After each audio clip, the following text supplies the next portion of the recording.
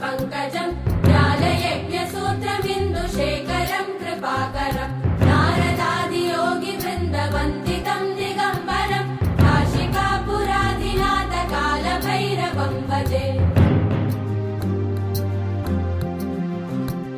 भानुकोटिभास्वरं भवाब्धितारकं परं नीलकण्ठमीप्सितार्थदायकं त्रिलोचनं कालकालमम्बुजाक्षमक्षशूलमक्षरं काशिकापुराधिनाथकालभैरवं भजे।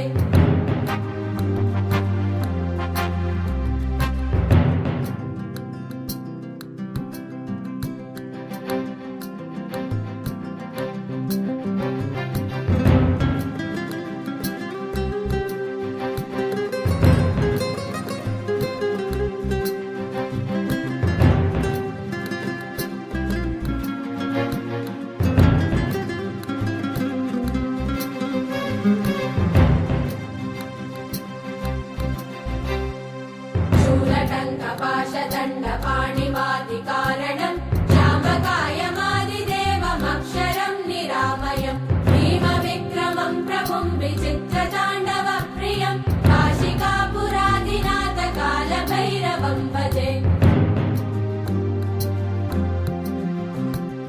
मुक्तिमुक्तिदायकं प्रशस्तचारुविग्रहं भक्तवत्सलं स्थितं समस्तलोकविग्रहं किङ्किणीलसत्कटिं काशिकापुराधिनाथकालभैरवं भजे।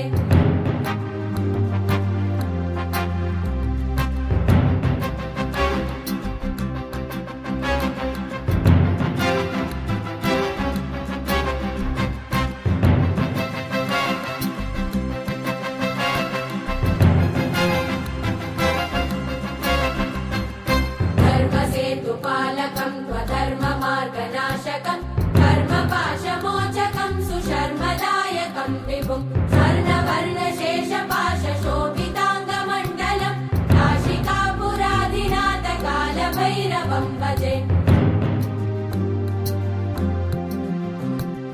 रत्नपादुकाप्रभाविरामपादयुग्मकं नित्यमद्वितीयमिष्टदैवतं निरञ्जनं मृत्युदर्पनाशनं करालतं श्रमोक्षणं काशिकापुराधिनाथकालभैरवं भजे।